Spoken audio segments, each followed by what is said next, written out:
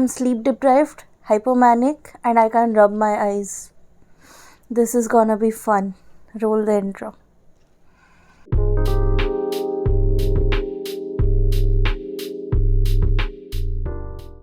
Hi, this is editing Dia. Today's video filming process has been a mess. There have been so many interruptions, and the camera stopped recording at a point, and stuff like that. And that's why my hair looks progressively worse as the video goes on. And if I look like I want to kill someone, it's because I wanted to kill someone. Enjoy. So today I'm going to review The House in the Cerulean Sea. Yeah, the most hyped book in the booktube since it released last year, I think.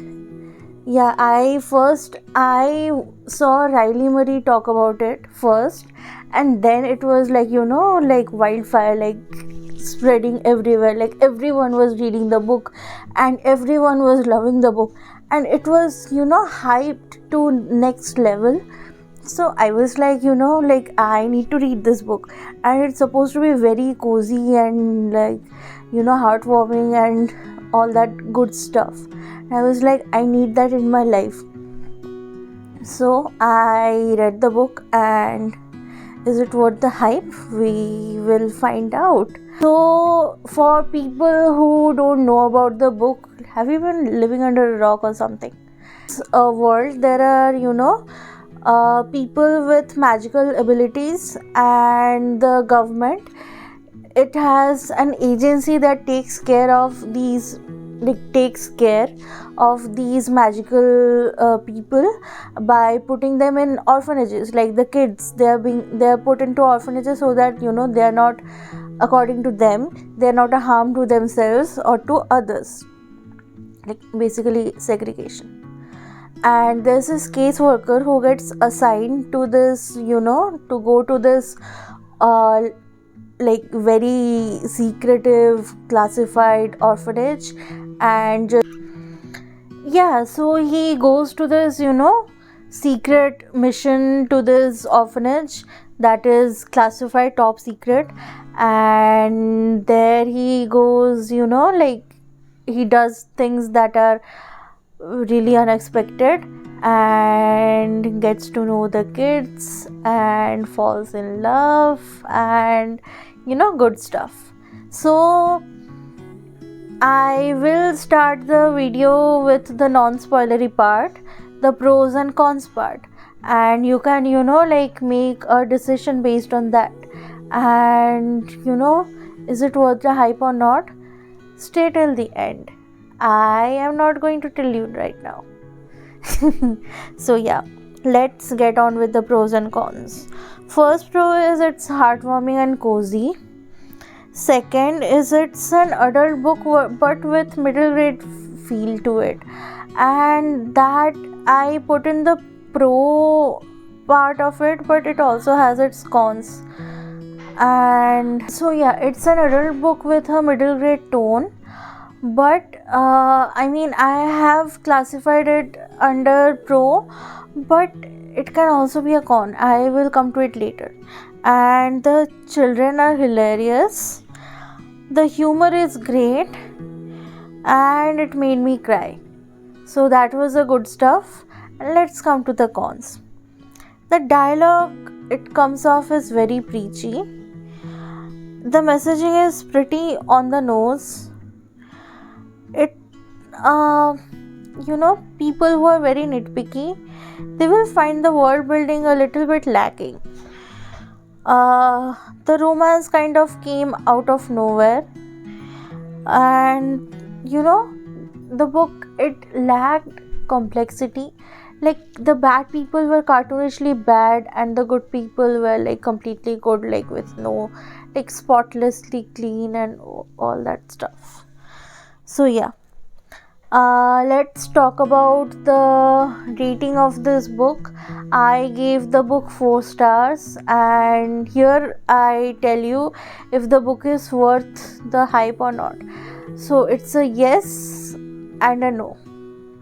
Why yes and a no? I'll come to it now in the spoilery part. So, what I said about the book being, like having a middle grade tone but being an adult book, it has its pros and cons of it. In middle grade book, what happens is that the messaging, it's very, like straightforward, like given to you just like that, in the dialogues, it's not presented to you as a subtext in the story.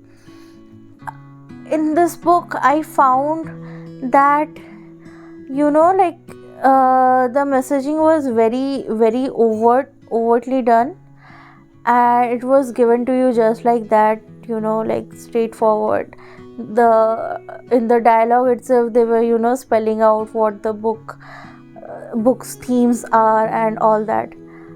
And I found that, like being an adult book, it was not very, like it left little to the imagination, and I didn't really like it. Like it felt, as I said, it felt very preachy. And I mean, the thing about, like some people being good and they don't have any faults, and the perceived faults that they have, like those really don't matter in the big picture and all that. And the bad guys being like really bad and cartoonishly bad, I would say, and that didn't, like really gel well with me. So the author, he kind of, like introduces two groups of people, and he is like, instead of letting you make your own decision to follow, like to side with which group of people, he instead like pushes you towards, this group of people. Like, oh, these people, they are mean and they're bad and they're stupid and they're like caricatures and stereotypes and whatnot.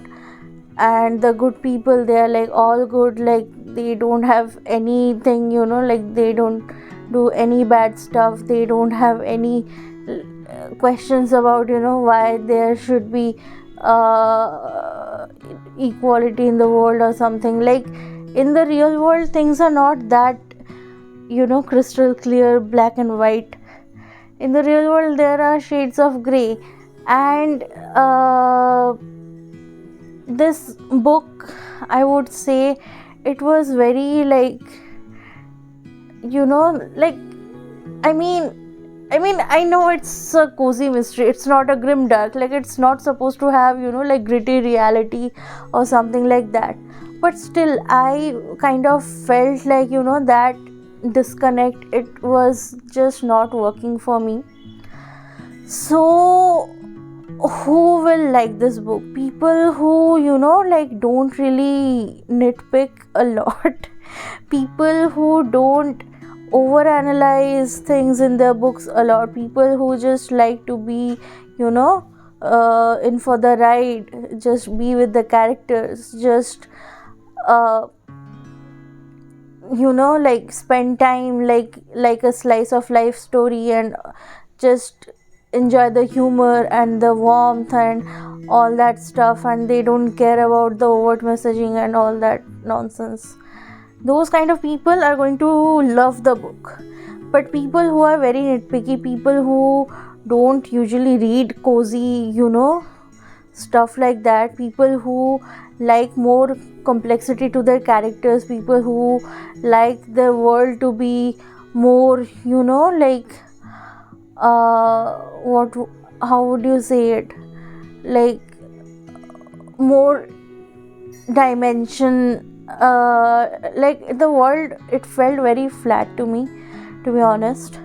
And although that was not the focus of the story, like the world building was just like the focus with the characters, but still I was like, the world building, it could have used some work.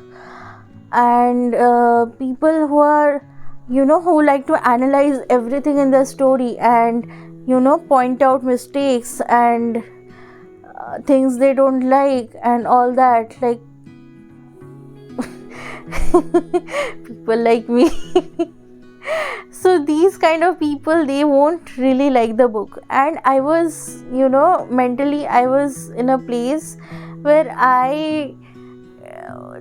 like I shouldn't have read the book, because I was very nitpicky at that time. I was very, how many times am I going to say nitpicky? I was very critical at that time. Okay, that's one of the cats you can hear. I was very critical at that time. I was not liking anything I was reading, and I was bitter, and I thought, like picking this book up, that was just magically going to solve all my issues and all that, and it didn't do. And that showed, like your where you are mentally, that can affect how the book feels to you. Like for some reason you might not like a book you're reading right now, you might DNF it, but maybe a year later or years later you might change, your taste might change, and you might like the book. For example, Princess Diaries, the book I read that changed my entire world and all that. If I read it now, it's not going to feel as good as it did when I read it, because I have changed, I have evolved, my tastes have evolved, and I don't like that kind of stuff anymore. So this book, if you are the kind of person I said won't like this book, don't give it a chance now. Like when things are more mellow, when you are thinking that you might enjoy something like that, then give it a chance. And I am going to give it a chance later on, like when I am doing better mentally. So yeah, that's it for today. I hope you guys like the video. Hit like if you liked it, subscribe if you want to see this. Oh, and mention in the comments like how you like my makeup today. Like my eye makeup, I think it's really bomb, and I don't know how it's looking on camera. I haven't seen myself on camera today, but yeah, I think I'm looking okay. Bye.